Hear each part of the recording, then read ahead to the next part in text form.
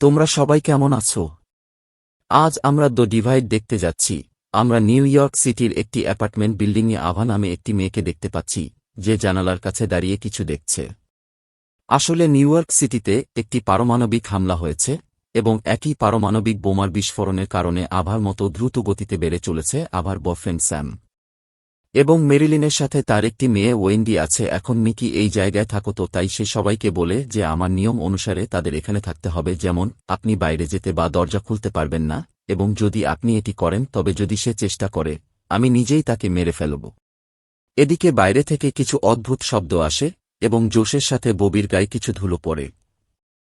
উভয়ই মনে করে এটি বিকিরণ ধূলিকণা। মিকির কথা শোনার পর উইন্ডি ভয় পেয়ে যায়, এবং তার মা মেরিলিন দ্বারা পরিচালিত হয়, এবং তারপরে সে মিকিকে বলে যে আপনি বাচ্চাদের সাথে কথা বলতে জানেন না। বন্ধুরা, মিকি এর কোনো উত্তর দেয় না মটরশুঁটি খাওয়া। তিনি আরও বলেন যে আমাদের এখানে শিশু হিসাবে থাকা উচিত এবং সাহায্যের জন্য অপেক্ষা করা উচিত। তবে জোশ যেভাবেই হোক বাইরে যেতে চায়। বেবিকে নিয়ে দরজার দিকে যাওয়ার সাথে সাথে মিকি তাকে কুড়াল দিয়ে আক্রমণ করে, যা জোশ সংকীর্ণভাবে এড়িয়ে যায়। মিকি বলেছেন, আপনি কি জানেন জাপান, হিরোশিমা এবং নাগাসাকিতে কি ঘটেছে? চেরনোবিলের পারমাণবিক অস্ত্র। দেখা যাচ্ছে যে দুজনের মধ্যে সম্পর্ক ভালো নয়, যা সামলাতে স্যাম উন্মাদ হয়ে যায়, কারণ সে বিশ্বাস করে যে আমরা এভাবে কতক্ষণ অপেক্ষা করতে পারি। এখন তাকে থামানোর জন্য মিকি স্যামকে একটি ঘুষি দেয়, যা দেখে বায়ু ভয় পেয়ে যায়। মিকি একটি শিশু হয়ে উইন্ডিকে বলে, চিন্তা করো না, আমি তোমাকে কিছু করব না। তবেই তারা সবাই বাইরে কিছুটা নড়াচড়া অনুভব করে, যেন কোনো ভাল্লুক তাদের দরজায় কামড় দিচ্ছে। সবাই ভাবছে এরা তাদের দেশের সৈন্য হতে পারে, যারা তাদের বাঁচাতে এখানে এসেছে। এদিকে দরজা খুললে সেখানে ৫ জন সৈন্য রয়েছে, যাদের সবাইকে হত্যার নির্দেশ দেওয়া হয়েছে। এখন কি হল? মিকি এই সবের মধ্যে এখানে ছিল না। তিনি আগেই ভেতরে গিয়েছিলেন, যার কারণে মিকি হঠাৎ সৈন্যদের আক্রমণ করে এবং তাদের একজনকে হত্যা করে। দ্বিতীয় সৈনিকের কাজটি করেন ডেলভিন তামাব, এবং বাকি তৃতীয় সৈনিক গুলি ছুটতে থাকে। এতে আহত হয় বেচারা আন্তন। এখন সে সোলজার স্যামকে হত্যা করতে চলেছে, কিন্তু তার আগেই মিকি তাকে গুলি করে মেরে ফেলে। সেই লোকেরা যখন মুখ খুলে সৈন্যদের দিকে তাকায়, তখন তাদের এশিয়ান বলে মনে হয়। বেচারা মেরিলিন তার মেয়ে উইন্ডিকে নিয়ে খুব চিন্তিত, এবং অ্যান্টনও আহত হয়েছে।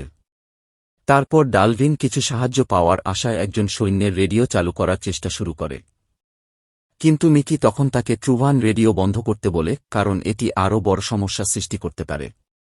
এই লোকেরা আটকা পড়তে পারে, কারণ অন্যদিকের লোকেরাও তাদের অবস্থান এবং ফ্রিকোয়েন্সি নোট করতে পারে। এখন যখন মার্লিন উইন্ডিকে আনার জন্য দরজার দিকে যেতে শুরু করে, তখন সবাই তাকে জোর করে স্টোররুমে আটকে দেয়। এখন আমরা যদি দেখি, এখানে এরকম 3টি ডেডিকেশন শ্যুট রয়েছে। এখন এই লোকেরা দেখছে যে দরজার বাইরে উৎসর্গ এড়াতে একটি প্লাস্টিকের সুড়ঙ্গ রয়েছে, যা একটি কোলের দিকে যাচ্ছে। জোশ বা আমরা এই সম্পর্কে জানি না। যখন কিছু সৈন্য জোশকে চিনতে পারে এবং তাকে গ্রেপ্তার করতে যায়, সে বাংকারের দিকে ফিরে যায়। এই সময় বন্ধুরা, সে 2 সৈন্যকেও হত্যা করে।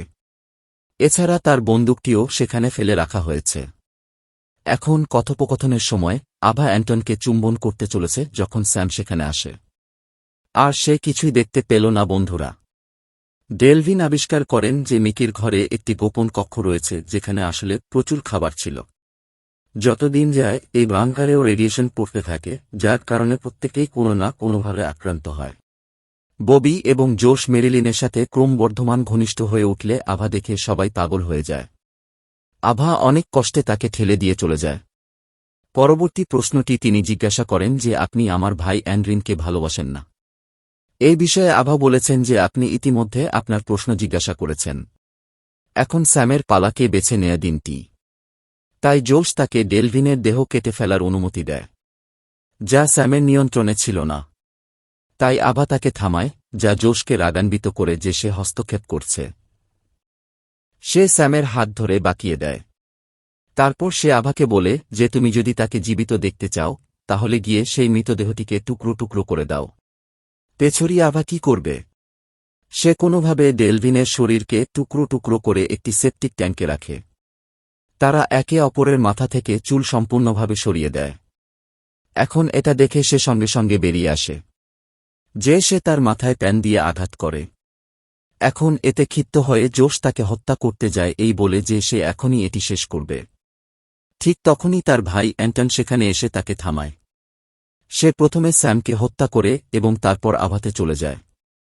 আভা দ্রুত একটি স্যুট পরে সেপটিক ট্যাঙ্কের মধ্য দিয়ে সাঁতার কাটে বাইরে বের হতে। অন্যদিকে স্ত্রী ও কন্যার কথা স্মরণ করতে গিয়ে তিনিও আগুনে পুড়ে মারা যান। এদিকে আভা দেখে যে পুরো শহর ধ্বংস হয়ে গেছে। আসুন আশা করি পরবর্তী কিছু আসবে। পরের ভিডিওতে দেখা হবে। যত্ন নিন। ভিডিও এবং ব্যাখ্যা ভালো লাগলে লাইক দিন।